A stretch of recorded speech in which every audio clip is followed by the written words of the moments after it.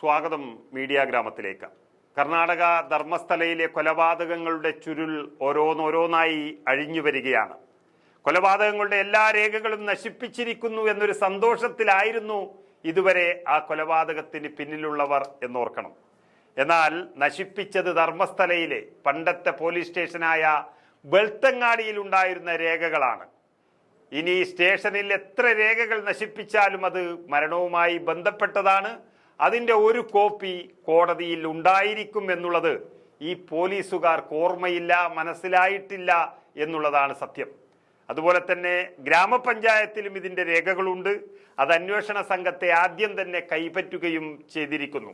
അതുപോലെ ഗ്രാമപഞ്ചായത്തിലും ഇതിൻ്റെ എല്ലാ രേഖകളുമുണ്ട്. അത് ആദ്യം തന്നെ അന്വേഷണ സംഘം കൈപ്പറ്റുകയും ചെയ്തിരിക്കുന്നു. ഇപ്പോൾ പോലീസിനെ ഉപയോഗിച്ച് നടത്തിക്കൊണ്ടിരുന്ന ഈ കൊലപാതകങ്ങൾ ബെൽത്തങ്ങാടി പോലീസിന് പിടിച്ചാൽ കിട്ടാത്ത രീതിയിൽ തെളിയാൻ പോവുകയാണ്. അവരുടെ കയ്യിൽ ഇത് നിൽക്കില്ല. അതായത് ചെറിയൊരു പ്രദേശത്ത് 485 അസ്വാഭാവിക മരണങ്ങൾ ഉണ്ടാകുന്നു. അതിൻ്റെ രേഖകളെല്ലാം നശിപ്പിക്കപ്പെടുന്നു എന്നാണ് വിവരാവകാശം വഴി ലഭിച്ചിരിക്കുന്ന റിപ്പോർട്ട്. അതിനർത്ഥം ഏതു കുഞ്ഞിനും അറിയാം ആ മരണങ്ങളെല്ലാം തന്നെ കൊലപാതകങ്ങളാണ് എന്നുള്ളതാണ്. അതായത് ശുചീകരണ തൊഴിലാളി വെളിപ്പെടുത്തിയ കൊലപാതക പരമ്പരകളുടെ സത്യമറിയാൻ അന്വേഷണ ഉദ്യോഗസ്ഥർ കുഴിച്ചെടുക്കുന്ന ഇടങ്ങളിൽ വ്യാപകമായി അവശിഷ്ടങ്ങൾ കിട്ടിക്കൊണ്ടിരിക്കുന്നു എന്ന് പറയുമ്പോഴാണ് 485ഓളം വരുന്ന കൊലപാതകങ്ങളുടെ മുഴുവൻ രേഖകളും നശിപ്പിച്ചു എന്ന് പോലീസ് സ്റ്റേഷനിൽ നിന്ന് പോലീസ് പറയുന്നത്. കൊലപാതകികളും പോലീസും തമ്മിലുള്ള ബന്ധമാണ് ഇതിൽ നിന്നും വ്യക്തമാകുന്നത്.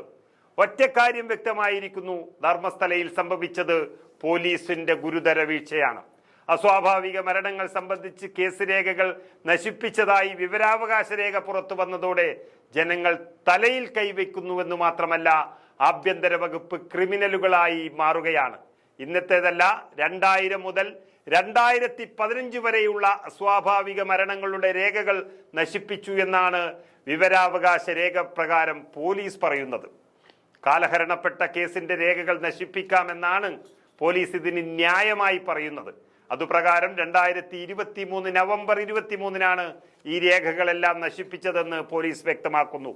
സൗജന്യ എന്ന പെൺകുട്ടിയുടെ തിരോധാനവുമായി ബന്ധപ്പെട്ട് വലിയ രീതിയിൽ പ്രതിഷേധം പൊട്ടിപ്പുറപ്പെടാൻ തുടങ്ങിയപ്പോൾ അപകടം മണത്തതോടുകൂടിയാണ് കൊലപാതകവുമായി ബന്ധപ്പെട്ടവർ ഇടപെട്ടുകൊണ്ട് ഇതെല്ലാം നശിപ്പിച്ചതായിരിക്കാം എന്നുള്ള വാർത്തകളാണ് പുറത്തു വരുന്നത്. പക്ഷേ ഇവരുടെ ലക്ഷ്യം നടന്നില്ല. ഇതൊക്കെ കോടതിയിലും ഗ്രാമപഞ്ചായത്തിലും ആ രേഖകളെല്ലാം ഉണ്ടായിരുന്നു ഭദ്രമായി. ജസ്റ്റിസ് ഫോർ സൗജന്യ ആക്ഷൻ കമ്മിറ്റിയിലെ അംഗമായ സാമൂഹ്യ പ്രവർത്തകൻ ജയന്ത് സമർപ്പിച്ച വിവരാവകാശ രേഖയ്ക്കാണ് ബെൽത്തങ്ങാടി പോലീസ് ഈ മറുപടി നൽകിയത്. തിരിച്ചറിയാത്ത മൃതദേഹങ്ങൾ കണ്ടെത്താൻ ഉപയോഗിച്ച പോസ്റ്റ്മോർട്ടം റിപ്പോർട്ടുകൾ, അതുപോലെ അതിൻ്റെ ഫോട്ടോകൾ, നോട്ടീസുകൾ തുടങ്ങിയ എല്ലാ പ്രധാനപ്പെട്ട രേഖകളും നശിപ്പിക്കപ്പെട്ടുവെന്നാണ് വിവരാവകാശ രേഖകൾ പ്രകാരമുള്ള ചോദ്യങ്ങൾക്ക് പോലീസ് സ്റ്റേഷൻ നൽകിയ മറുപടി.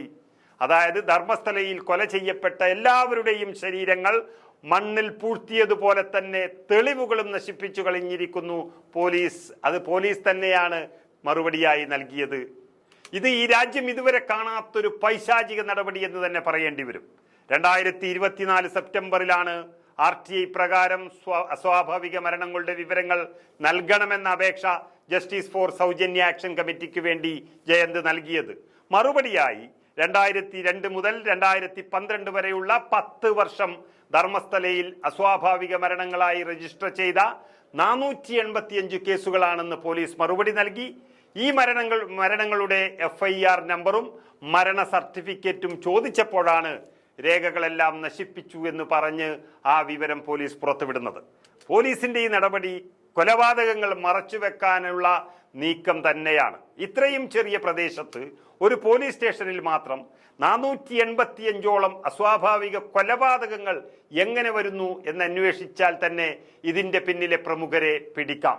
പക്ഷെ പിടിക്കാൻ ഉത്തരവാദപ്പെട്ടവരാണ് ഇങ്ങനെ തെളിവുകളടക്കം നശിപ്പിച്ച് പ്രതികളെ രക്ഷപ്പെടുത്തുന്നത് എന്നാണ് പുറത്തുവരുന്ന വിവരം.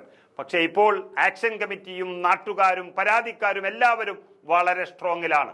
പ്രതികൾ പ്രതിരോധത്തിലായി കഴിഞ്ഞു. സാക്ഷിമൊഴി പ്രകാരം പ്രത്യേക അന്വേഷണ സംഘവും പണി പൂർത്തിയാക്കിയാൽ ഈ പ്രമുഖർ അകത്താകുമെന്നുള്ളതിൽ സംശയമില്ല. ഇനി തെളിവുകൾ പോലീസ് സ്റ്റേഷനിൽ നിന്നും എത്ര നശിപ്പിച്ചാലും ഒരു ദിവസം സത്യം പുറത്തു വരും. അന്ന് ഈ പ്രതികൾ എത്ര പ്രമുഖരായാലും അവരുടെ കയ്യിൽ കൈവിലങ്ങുകൾ വീഴും എന്നുള്ളത് ഉറപ്പായി കഴിഞ്ഞു.